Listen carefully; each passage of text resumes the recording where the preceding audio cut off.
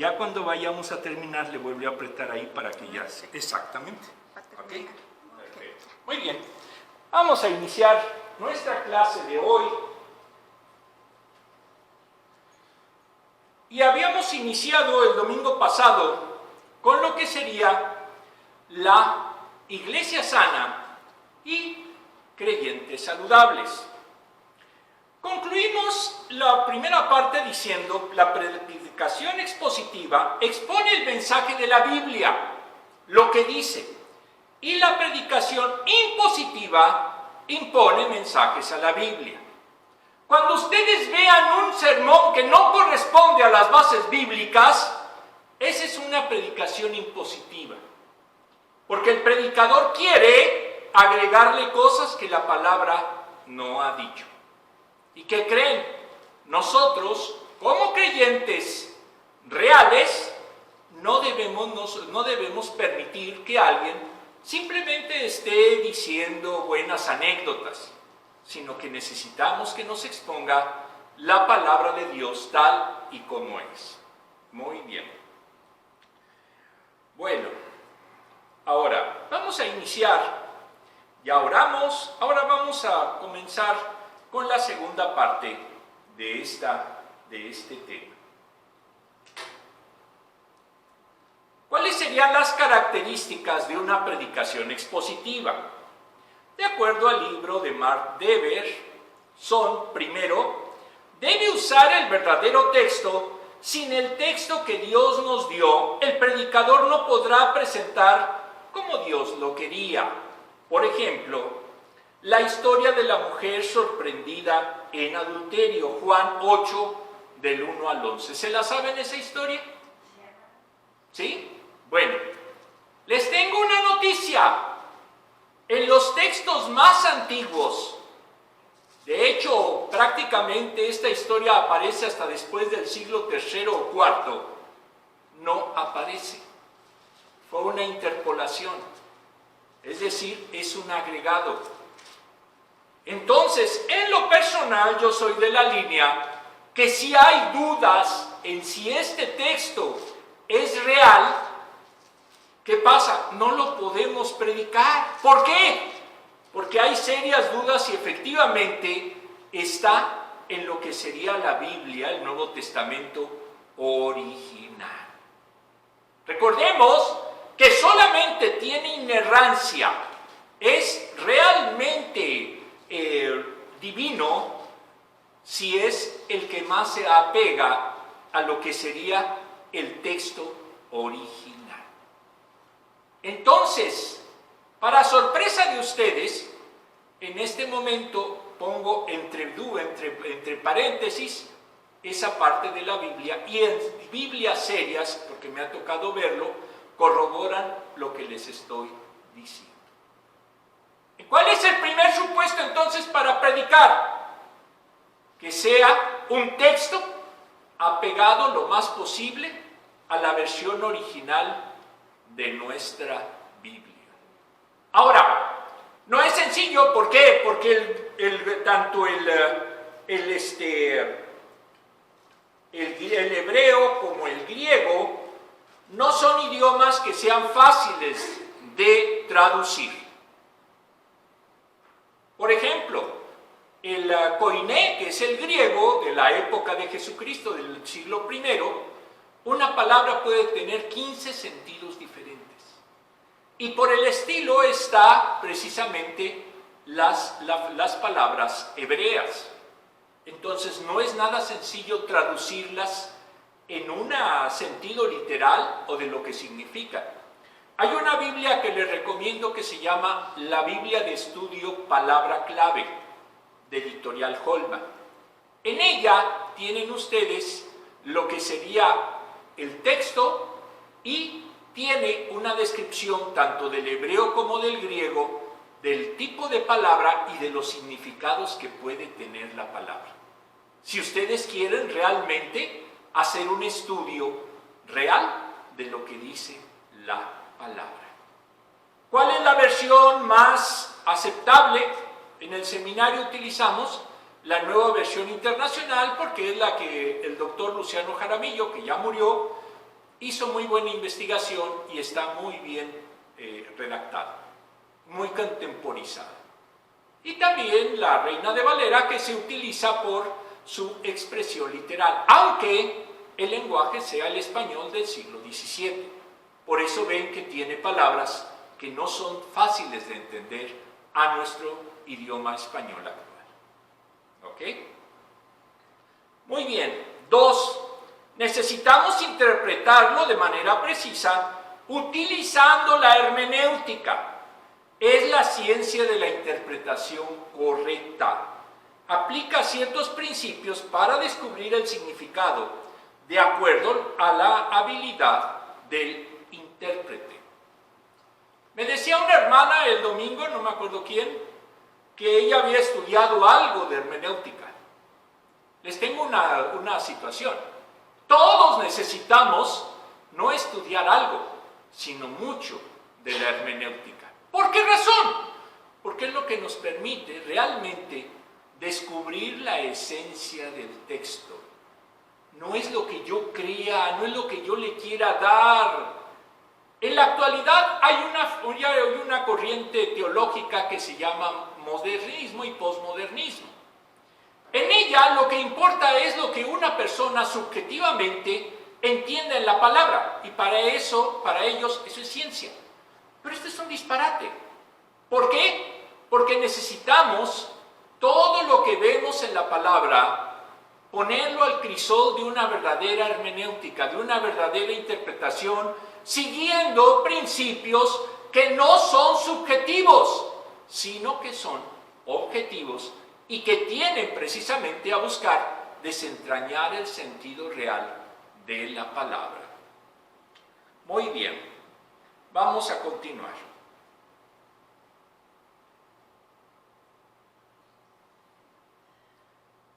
En el libro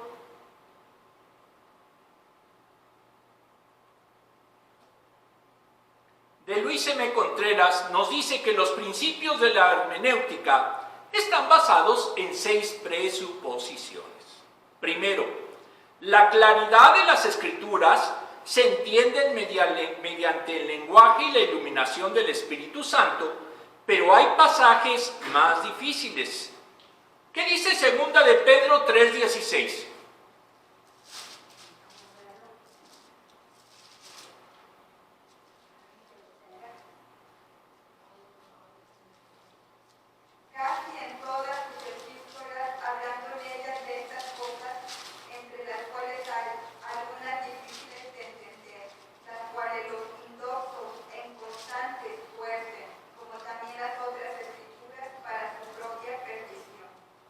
Cuando nos encontremos con un texto difícil, no crean que es sencillo.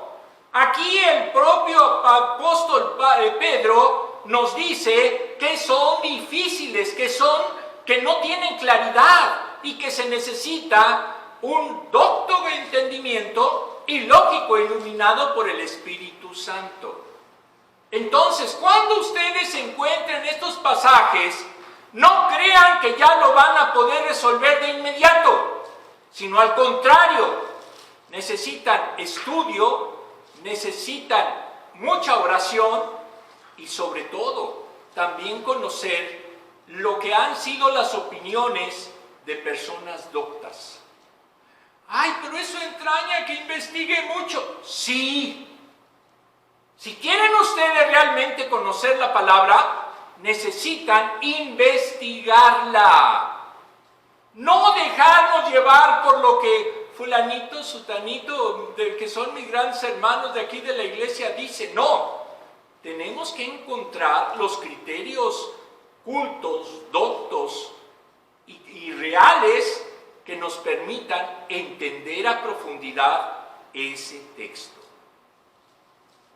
¿Es sencillo o no? No, no es sencillo. ¿Hay que tener bibliografía? Sí, sí hay que tener bibliografía. Normalmente, si ustedes han visto en las clases y en la predicación que di, siempre cito libros. ¿Por qué? Porque es de donde yo obtengo algunos principios y algunas consideraciones. Pero aún ellos pueden tener errores. Entonces, siempre me gusta consultar un tema 4, 5, 6 libros o más para estar seguro de lo que vamos a decir es correcto. ¿Ok?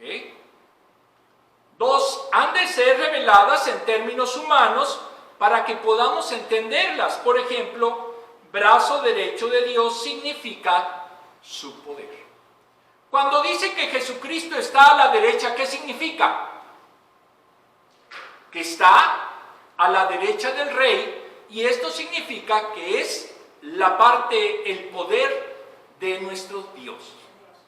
Por eso en su momento la mano derecha tiene una connotación de ¿qué? De dominio, de poder, de jerarquía. Él ascendió y está a la mano derecha ¿de quién? De Dios. Y entonces podemos entender que el brazo derecho o a la derecha siempre significa una situación de poder. Ya todo esto lo sabían, ¿verdad? ¿Sí o no? Ay, ¿qué pasó? Ah, ya sé.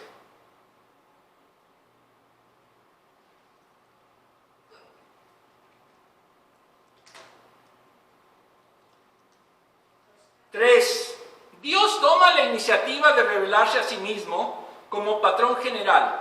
El Antiguo Testamento tiene verdades que son desarrolladas en el Nuevo Testamento.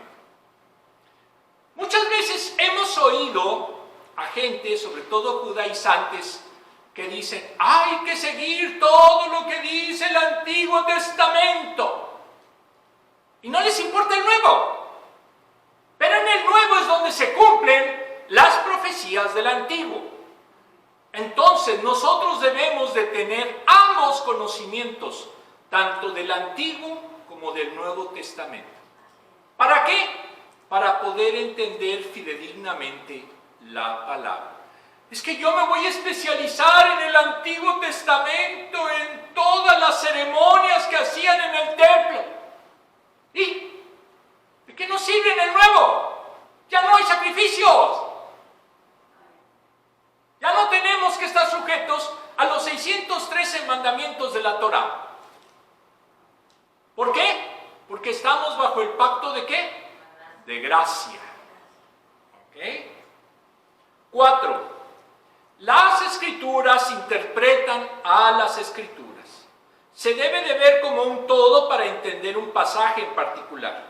Los pasajes oscuros deben de interpretarse a la luz de los más claros.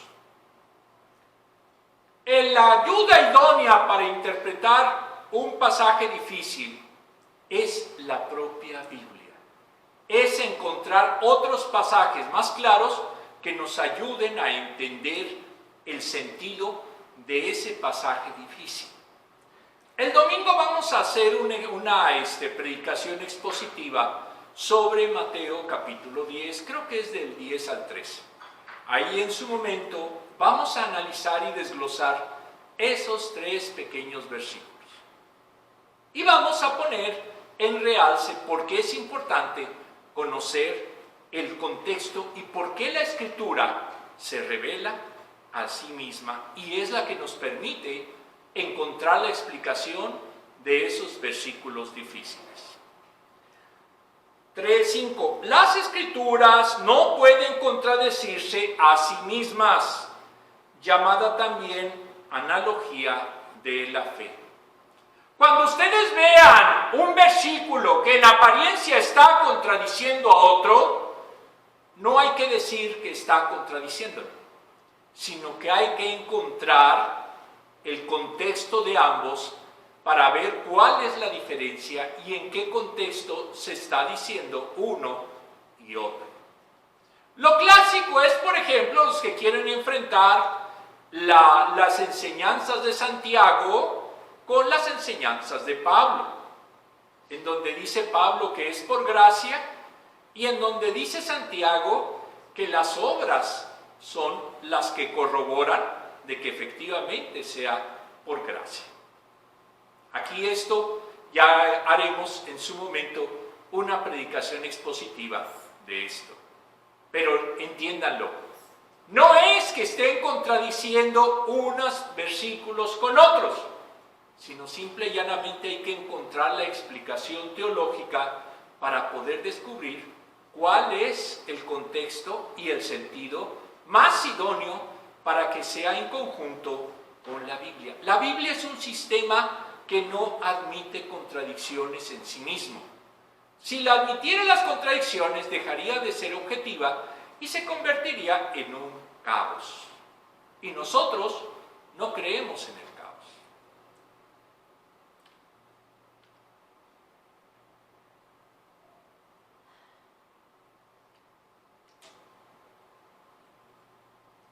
Seis, mientras que hay muchas aplicaciones, hay un significado para cada texto.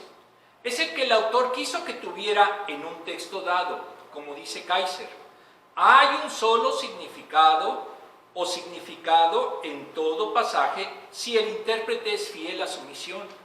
El objetivo debe de ser explicar tan claramente como sea posible lo que el escritor quiso decir cuando escribió el texto que está siendo examinado.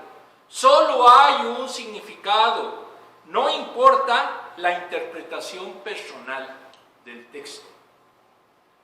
¿Qué significa? Que debemos de buscar cuál es la interpretación más idónea a lo que sea el querer o la forma en la que el escritor lo hizo. Y para eso tenemos que ver geografía, tenemos que ver historia, tenemos que ver la vida de esos seres, de esos escritores, tenemos que entender el ambiente en el cual se encontraban, tenemos que entender las costumbres de la época y ya entonces tener un panorama de qué tipo de audiencia estamos viendo. ¿Estamos de acuerdo? ¿Se acuerdan ustedes de la predicación que hizo Pablo en Atenas?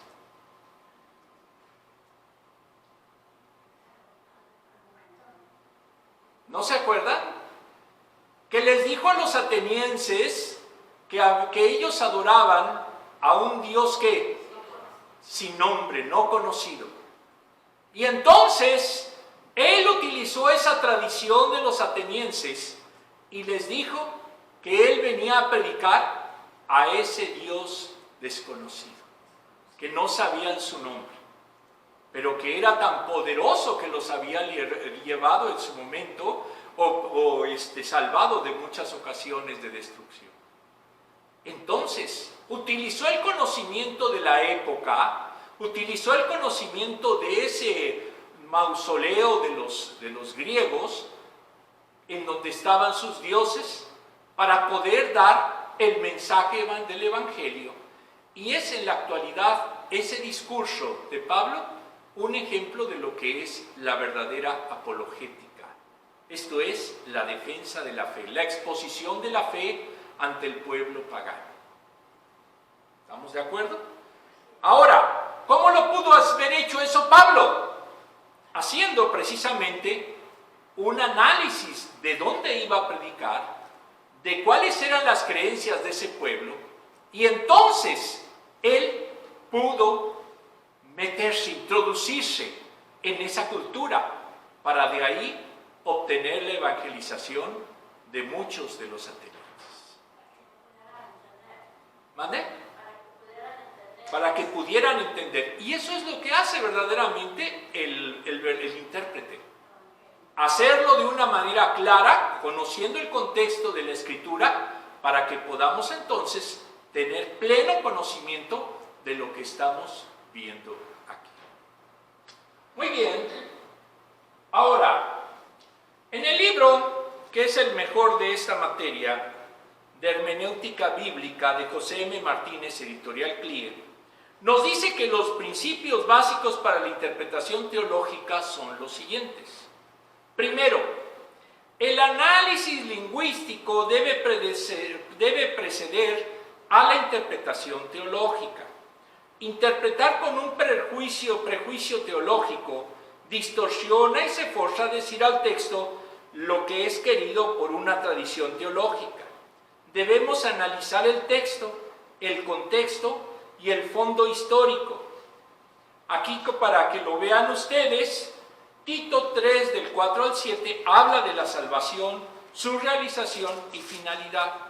Es claro este pasaje. Ahora, ¿qué es lo que importa? Como lo dice este autor, lo importante es analizar la letra, lo que dice literalmente. Si nosotros tenemos un prejuicio teológico, una idea preconcebida, no vamos nosotros realmente a interpretar el texto, sino simplemente le vamos a poner al texto lo que nosotros queremos que el texto diga. Y eso no es interpretación, eso es distorsión. ¿Por qué existen herejías?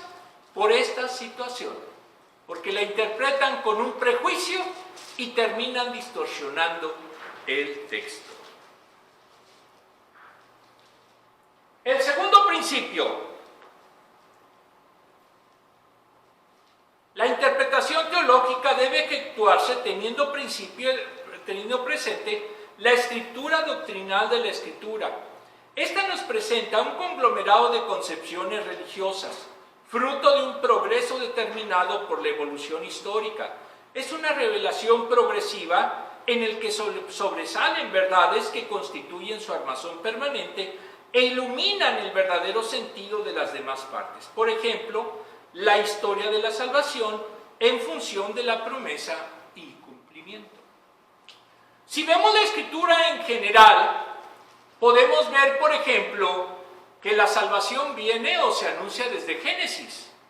Vemos a Abraham, vemos a Noé, vemos en su momento a todos a los profetas, los cuales en su momento recibieron mensaje de Dios en los que les decían lo que tenían que hacer para salvarse.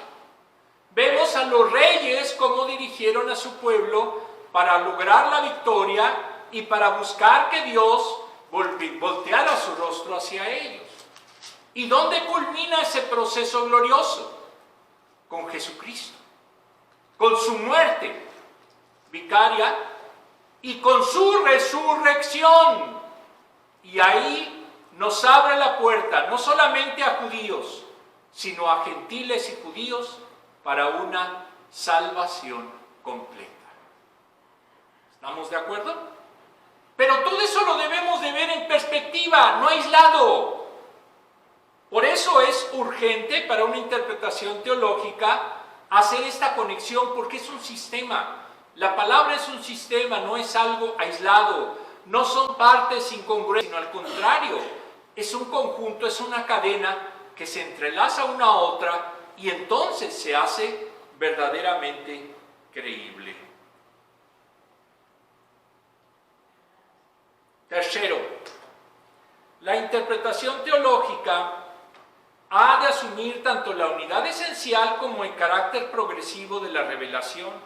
La Biblia tiene unidad esencial de su contenido, compatible con la diversidad de sus libros y con el carácter progresivo de la revelación, de la cual es depósito. Por ejemplo, el Nuevo Testamento está implícito en el Antiguo Testamento. Y el Nuevo Testamento está explícito en el Nuevo Testamento. Antiguo y Nuevo Testamento forman un todo.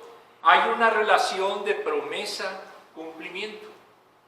Como lo diríamos en el sentido poético, como si fuera un capullo y una flor. Ahora, no podíamos entender, por ejemplo, el sacrificio vicario de Cristo si no tuviéramos conciencia de la teología de los sacrificios que se hacían en el tiempo y por qué era ese sacrificio vicario la forma idónea para entender por qué Cristo pagó el pecado de todos como Cordero Pascual en la cruz. Todo eso tiene su interrelación. Y esa interrelación es la que nos da pauta para poder entender en plenitud el significado teológico de la Escritura.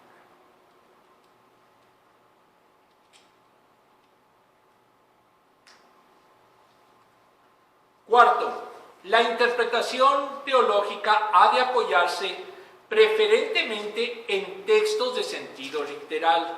Es preferente, aunque también hay el lenguaje poético, como en Salmos, Profetas o en los Evangelios. Por ejemplo, Romanos 8, 20 a 23. A ver, ¿quién lo quiere leer?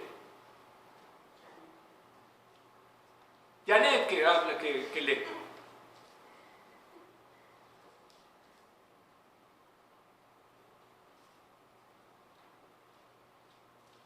¿Qué dice?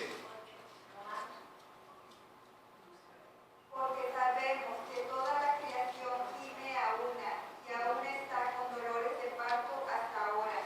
Y no solo ella, sino que también nosotros mismos, que tenemos las primicias del Espíritu, nosotros también gemimos dentro de nosotros mismos, esperando la adopción, la redención de nuestro cuerpo. ¿Es hasta el 23? Sí, hasta luego. Bueno, ahora, ¿qué vemos? Que contiene muchas metáforas. ¿Qué es una metáfora? No, son cualidades de una cosa que son trasladadas figurativamente a otra. Por ejemplo, me estoy ahogando en el trabajo. ¿Qué significa? Estoy muy ocupado, no que haya una piscina y que me vaya a ahogar en el trabajo. No podemos tomarlo ahí literalmente. Aquí en el texto que vimos que había, como si fuera un parto, como si fuera gemido, como si fuera en su momento dolor. No significa que un hombre pueda tener un parto. No lo vayan a interpretar así, por favor. ¿Estamos de acuerdo? Sino que debemos de entender siempre esa conexión entre el sentido figurado y el sentido literal. Esto se utiliza para hacerlo más realce, para darle más realce a la palabra y poderla en su momento hacer más impactante.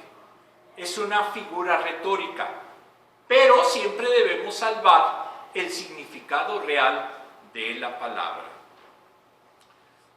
Y aunque es figurado, tiene autoridad teológica. Lo simbólico debe de depender y ser controlado por los textos en los que se impone la interpretación literal. Nosotros no debemos de agregarle una interpretación que no derive de lo literal. Porque si no, si no hacemos una interpretación simbólica que muchas veces distorsiona el sentido real. La creación gime, recordemos que ahí es como si hace la figura de un embarazo y de un parto. ¿Qué pasa cuando las mujeres se van a dar a luz? ¿Gimen? Y gimen fuerte porque les está pero doliendo hasta el alma. Y así es también en este caso la creación.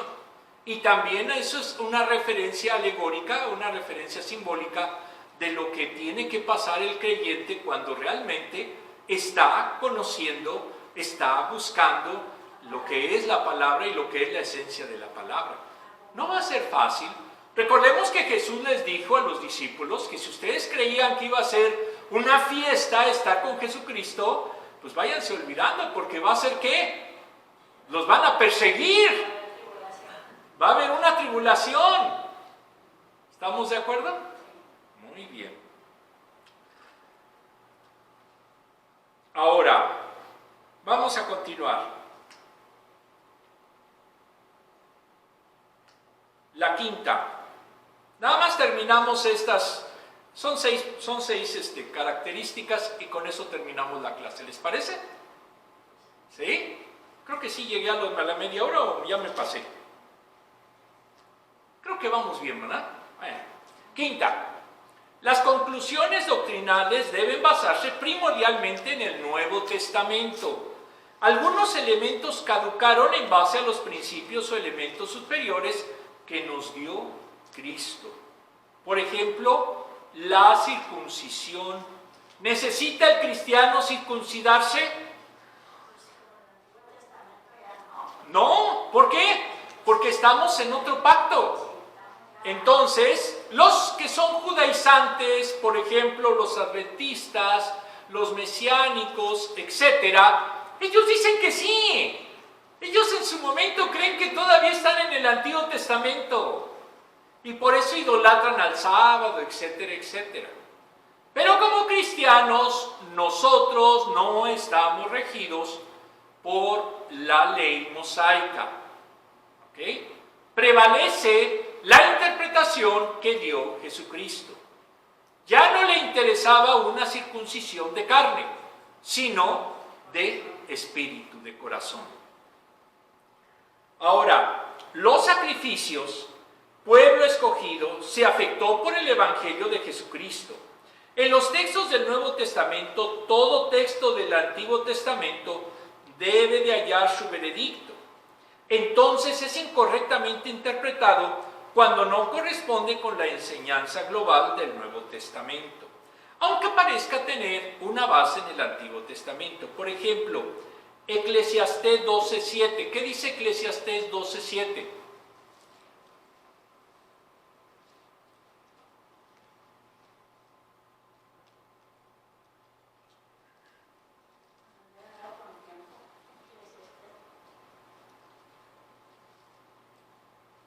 ¿Qué dice Eclesiastés 12:7?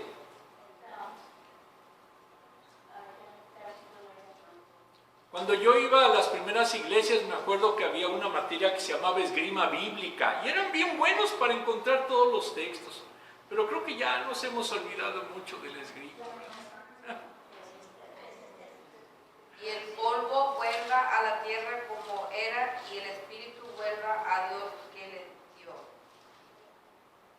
Ahí nos pareciera hablar de un sentido escatológico.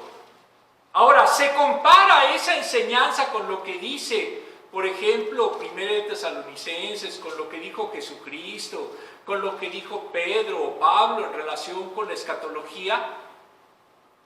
Pues no, porque es rudimentaria en comparación con los nuevos cielos, con los nuevos cuerpos, con el nuevo mundo al que nos está diciendo la nueva Jerusalén, a la que estamos en su momento como creyentes aspirando a llegar. ¿Okay? Entonces, aunque tenga una referencia escatológica, no puede tener la difusión y el alcance, ni el verdadero ámbito teológico que se muestra en el Nuevo Testamento. Por eso debemos de preferir la interpretación del Nuevo Testamento. Muy bien. El último punto de este día. 12:7. 12:7. Bueno. Sexta, la interpretación teológica no debe rebasar los límites de la revelación. El teólogo debe de resolver toda cuestión y responder toda pregunta. Pero hay pasajes envueltos en oscuridad. Por ejemplo, el mal, la caída de las huestes satánicas, la relación entre las dos naturalezas de Jesucristo, en especial al morir. ¿Cómo se llama esto? La unión de la parte divina y la parte humana en Jesucristo. ¿Cómo se llama? Eso lo vieron en teología. Y de hecho ya debieron de haberlo visto en algún sermón. ¿Nunca lo han oído? ¿Qué es eso? Eso se llama unión hipostática. Y la unión hipostática entraña que Jesucristo es 100% humano y es 100% divino. Exactamente, 100% divino. Pero tiene una unión hipostática. Y esa unión hipostática se manifiesta precisamente al momento de su muerte. ¿Por qué razón? Porque recordemos que humanamente Él murió, derramó su sangre para hacer en su momento un sacrificio vicario por nuestros pecados. Pero ¿qué pasó? Resucitó. Y cuando resucita, ya no resucita en el cuerpo que murió, sino resucita en otro cuerpo distinto, que sí tenía todavía las llagas, que sí tenía todavía las perforaciones en las manos y en los pies, pero era divino. Tan es así que ya no volvería a morir, y tan es así que ascendió al cielo. Es ahí donde vemos esa unión hipostática. Unión hipostática.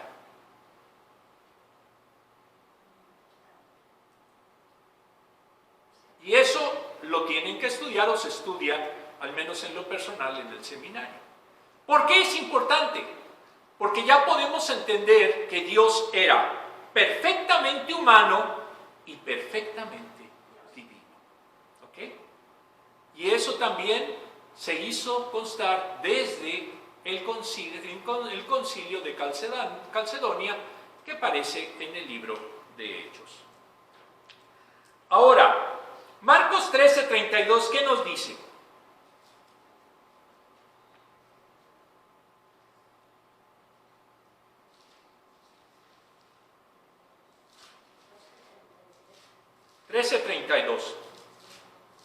Pero de aquel día y de la hora nadie sabe, ni aun los ángeles que están en el cielo, ni el Hijo, sino el Padre. ¿Ni el Hijo qué? Ni el Hijo, sino el Padre. Sino el Padre. Aquí es donde vemos la naturaleza humana de Jesucristo. Porque si Él en su momento hubiera solamente sido naturaleza divina, como algunos en su momento los gnósticos lo consideraban, Él hubiera sabido perfectamente la fecha. Pero como tenía naturaleza humana, había cosas que se le encontraban vedadas aún a Él. ¿Ok? ¿Por qué? Porque Dios hizo el milagro de que al Verbo, a su Hijo unigénito, lo encarnó en una mujer y nació como un ser humano. Entonces, ahí entendemos ahora, ahí vemos de que es muy difícil entender esa unión. No es algo sencillo. Tan es así que, por ejemplo, los arrianos, que son los modernos testigos de Jehová, para ellos en su momento Jesucristo no es Dios, sino simplemente el primero en la creación, o un profeta más. O maestro. Pero no le dan el carácter divino porque no piensan que Dios pudo, en este caso, hacer que su Hijo se convirtiera en Jesucristo. ¿Okay? Donde Jesús dijo que no sabía el día y hora en el que se producirían sus propias predicciones. No debe hacer interpretaciones descabelladas, debe atenerse equilibradamente a aquello que tiene sólida base en la revelación, haciendo suyo el principio de donde la Escritura no ha hablado, es mejor que guardar silencio. No le agreguen.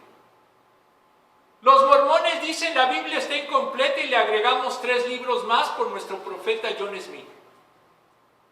Y convirtieron en una secta.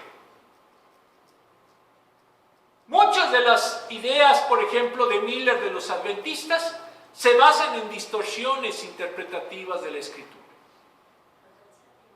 Los del séptimo día. Entonces, todo esto vemos lo importante que es no alejarse del sentido teológico, del sentido más responsable y sobre todo del sentido real de lo que es la palabra interpretada a la luz de la misma palabra. Muy bien, creo que con esto ya hemos avanzado un poquito más. ¿Están de acuerdo? ¿Aprendieron algo? Vamos a terminar con una pequeña oración. Amantísimo Padre, te damos gracias porque tú nos estás haciendo entender qué es realmente un sermón expositivo. ¿Cómo podemos transmitir el mensaje que tú nos has legado a través de la palabra, tanto en el Antiguo como el Nuevo Testamento, con base en los principios que se derivan de una sana doctrina, de una teología basada en tus enseñanzas bíblicas. Amantísimo Padre, ayúdanos a entender cada vez mejor la palabra y a evitar que podamos malinterpretarla y caer en alguna herejía o en interpretaciones descabelladas. Todo esto, Señor, te lo pedimos en el sagrado nombre de nuestro Señor Jesucristo. Amén. Nos vemos el próximo miércoles.